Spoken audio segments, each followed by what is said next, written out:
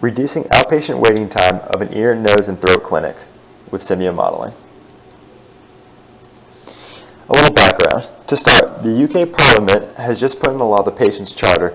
This states that the average waiting time for customers cannot be over 30 minutes from the time they enter to the time they receive their first service. This clinic will be testing does not have the finances to hire more resources, meaning they must do it by changing their appointment scheduling.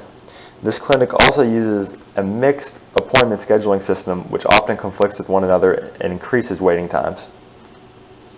The objective: to utilize Simio modeling in order to create a more functional appointment schedule that will reduce the amount of time patients must wait to receive a service. We'll start with some model details. The clinic testing period that we will be doing is on Tuesday from 2 p.m. to 5 p.m. This was the time period that the research thought was the most bottlenecked for this particular clinic.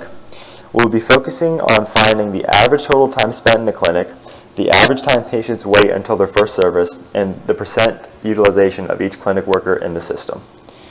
In the bottom left, you can see that there are 5 patient types: new, urgent, extra, follow-up, and diary. On the right is the patient flow model.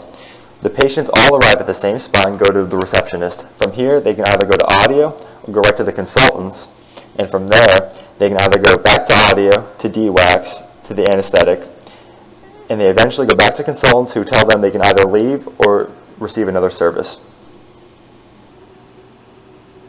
We will be testing 3 different appointment scheduling methods. The first is the base model, and this includes the different types of patients being randomly distributed among the appointment slots. As you can see, each patient type has a different processing time at the consultants. The expression in the bottom left corner shows just how we randomize the order at which the patients are put into the schedule, and on the right is the appointment schedule in 5-minute increments from 2 p.m. to 5 p.m. Here we have the base model, where the order that the patient types are scheduled is random. As you can see, the patients enter through the arrival gate, head to the receptionist, where they are then told which service to go to. Here, in order to construct this, we created 2 different tables. One part data table and then entity arrival table. This table specifies the different part types as well as the processing times that the different types will go through when they hit the consultants. The entity arrival is the appointment schedule that each patient will go through, and the 5 patient types will be randomized throughout this list.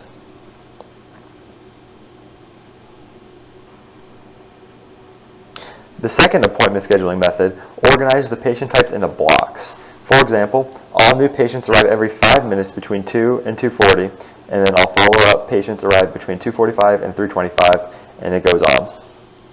This is shown in the data tables below. This model is largely the same as the first, except in this model, we assign each entity their very own source. This way, we could adjust their appointment schedule accordingly. In order to schedule the different types of patients into blocks, we have to create multiple tables for each type of patient. Here, we can see the new patients arrive at 2 p.m., and the last one exits at 2:45. For follow-ups, they arrive at 2:50, and then they end at 3:35. By having all the patients come in blocks, we hope to reduce the waiting time that each patient has to go through in order to receive their first service. In the third and final scheduling method, we got rid of diary patients, the patients that are recorded in a manual book, out completely from the scheduling. And the appointments follow a scheduling algorithm. It begins with scheduling the patient with the longest consultation time in the earliest available appointment slot. We then schedule the patient with the second longest consult type in the next slot, and this goes on in a descending order. On the bottom, you can see 4 tables of the 4 patient types. As you can see, the new patient is followed by the urgent, which is then followed by extra, and then follow-up. This third model is largely the same as the second, except that we removed the diary patient and its source completely. As you can see, we kept the sources the same as we referenced the arrival time to its specific arrival table. As for the tables, we created different tables for the different types of patients once more, but we just changed the times at which they come. Now for the conclusions and results of our experiment. For method 1, the random appointment scheduling, we resulted in an average time in system of 57 minutes and an average wait to first service of 31 minutes. In method 2, the block appointment scheduling, we had an average time of system of 58 minutes and an average wait to first service of about 32 minutes, which is slightly more than the first method.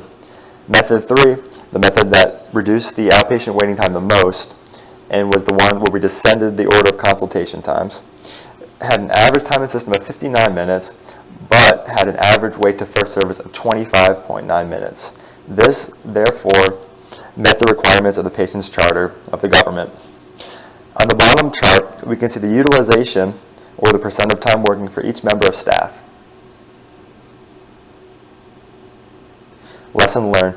The third method of appointment scheduling reduced the average wait time until the patient receives their first service the most.